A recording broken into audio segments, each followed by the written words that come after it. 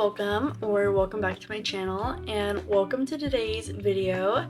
I am so excited for today's video because it's literally just going to be me reading to my heart's full desire. So in today's video, I'm going to be trying to see how many pages I can read in a week, and I really want to try and push myself to read as much as I possibly can this week and just really challenge myself. So I'm gonna keep track daily, and then at the end of the week I will give you a final total. But the first book I'm starting with is none other than Miss Ali Hazelwood's Problematic Summer Romance. We are in the middle of July, and I feel like this book is just the perfect book to read right now. I have heard nothing but good things about this book, and I absolutely love Ali Hazelwood, so I'm really excited to give this one a shot. I know it's age gap, brother's best friend, summer fling. They're at her brother's wedding in Italy, so a little Italian summer. I'm excited to see where it goes. I absolutely love Ali Hazelwood's writing, and I think the book is just so freaking cute.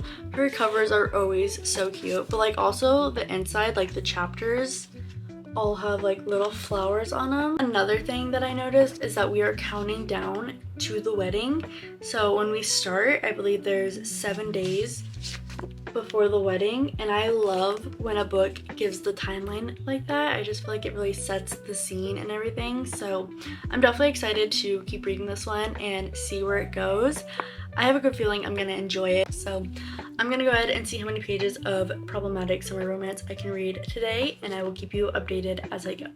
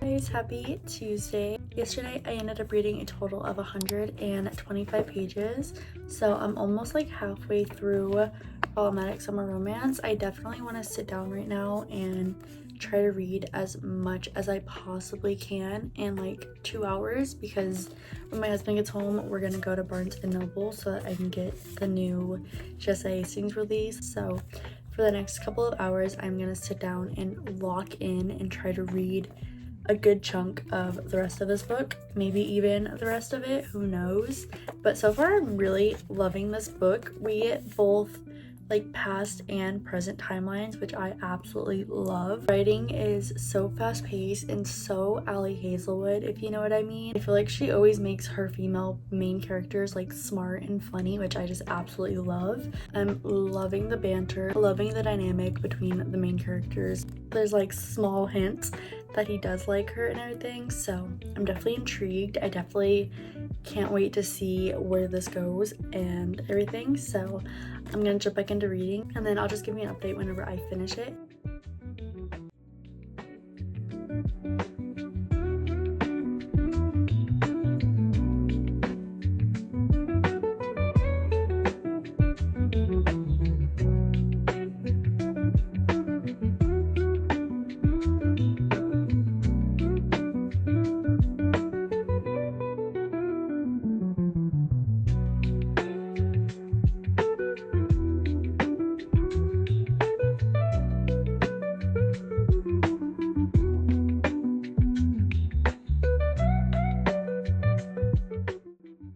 you it's that easy to make friends in real life.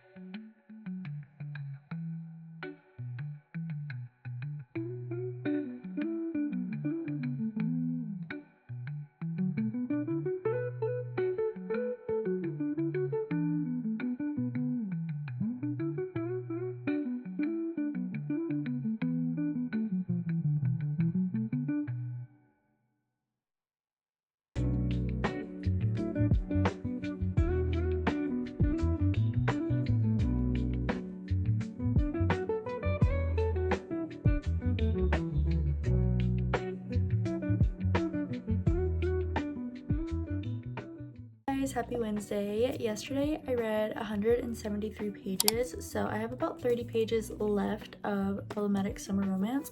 Also, my book has gotten so beat up, like I don't even know how. It's just all beat up and like bent, and like I think that's like lipstick.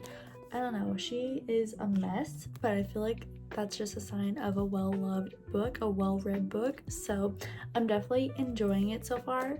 I'm gonna sit here and finish up my last 30 pages, and then we can go over everything about it, and then after that we get to start the new Jessa Hastings book. So I'm gonna finish this up real quick and then I'll come back to you.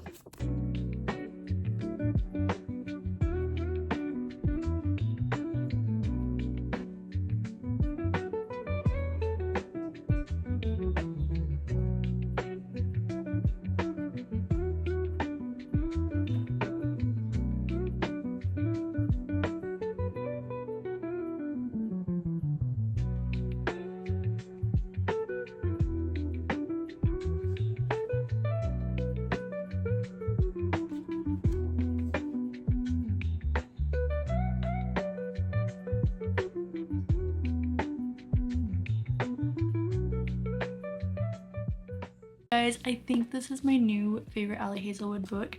I think this one is being bumped up to the #1 spot, and I don't say that lightly, but I absolutely loved this book. It was so fun and flirty, but it also had so much depth between these two. I loved how we got like a past and present timeline. We kind of got to see the foundation of their friendship and like their relationship build over the past 3 or 4 years. I also feel like the reasoning for them not being together was so valid throughout the book up until the end, where it's like just like get over it, because he is 15 years older than her and he is her brother's best friend, so like obviously very problematic in that sense, but the fact that they're just so drawn to each other and so perfect for each other, like I don't even care. And like they were basically like best friends for the past 3 years is just so cute in my opinion. So I really loved Ali Hazelwood's writing in this book. It just felt like a typical Ali Hazelwood book. I give it 4.5 stars, but it is definitely my favorite Ali Hazelwood book so far, and I cannot wait to read whatever she puts out next.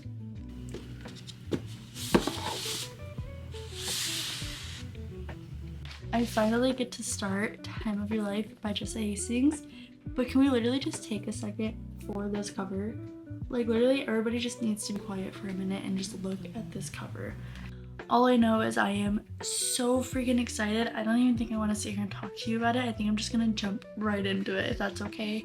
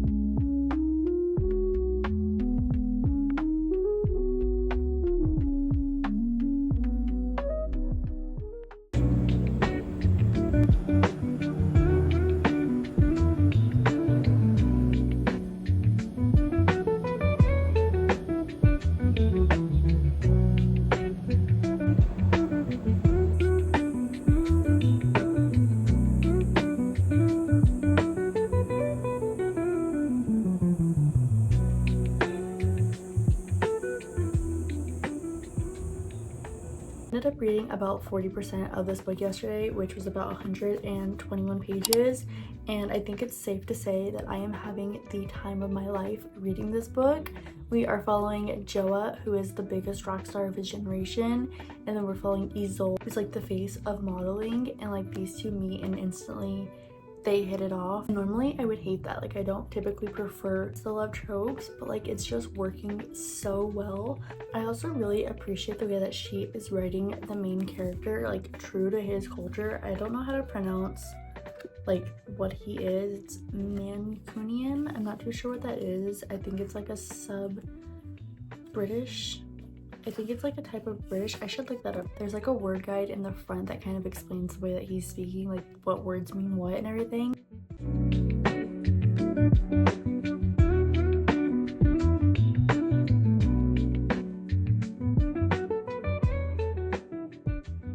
Guys, I finished Time of Your Life last night. I actually stayed up till like 2 a.m. reading it. That is why it's 11 o'clock and I'm still in my pajamas, but I literally could not stop reading last night and I just ended up finishing the whole book.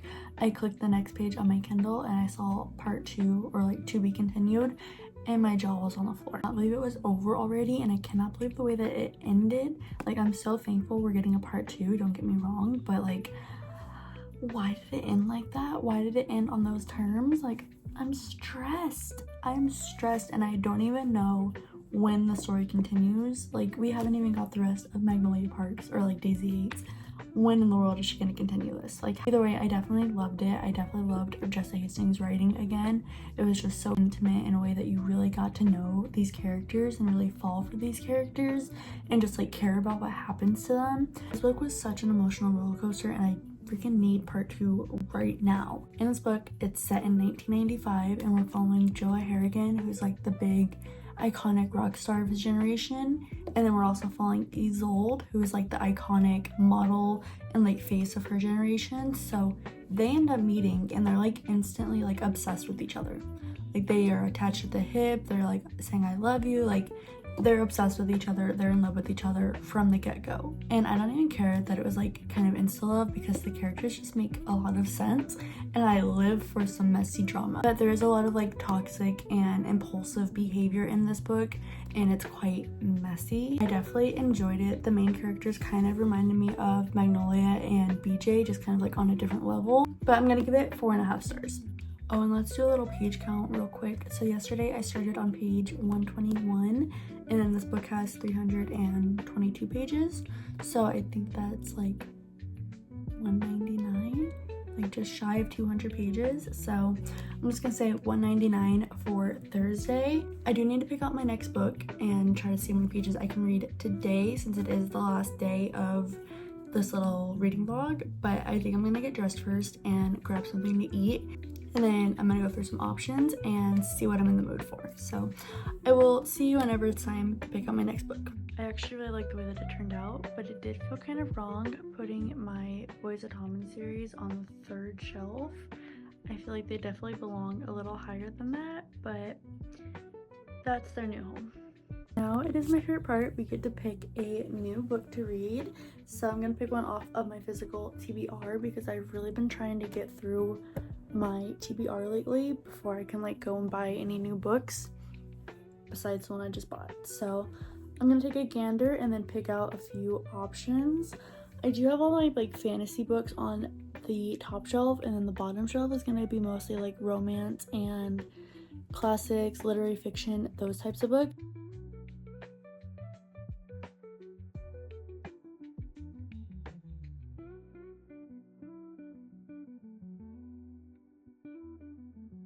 Kind of in the mood for some like dark academia, and I recently picked up Ninth House from a free little library, and I've really been wanting to get into more dark academia fantasy type of vibes, and I feel like this one I've heard really good things about, so I think I'm gonna put that one on the maybe pile.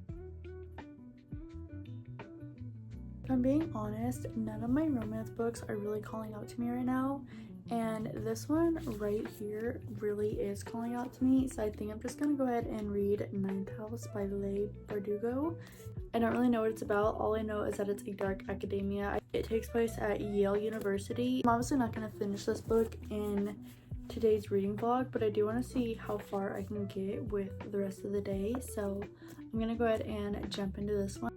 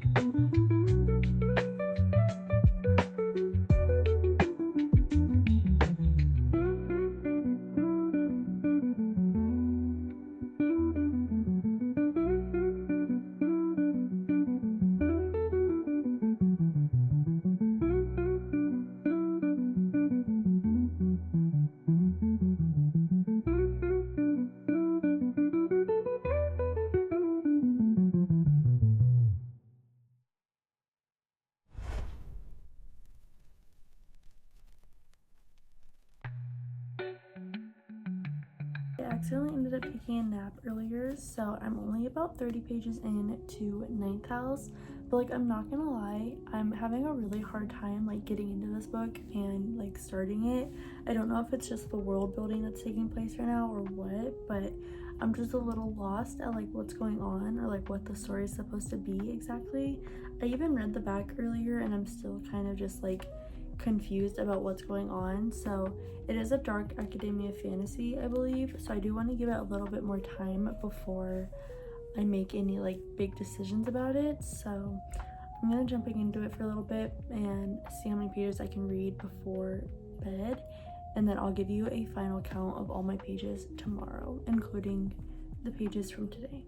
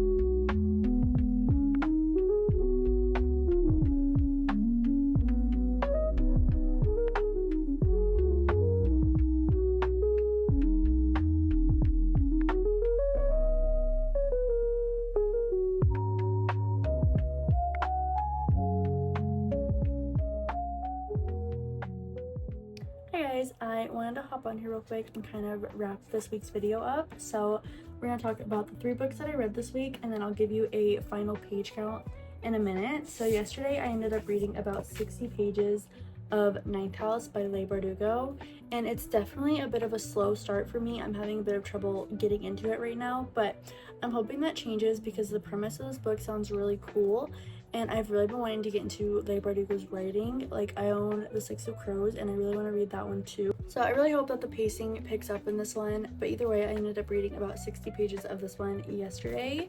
And then the 2 books that I finished this week was Problematic Summer Romance by Ali Hazelwood and Time of Your Life by Jessa Hastings. Both really good books.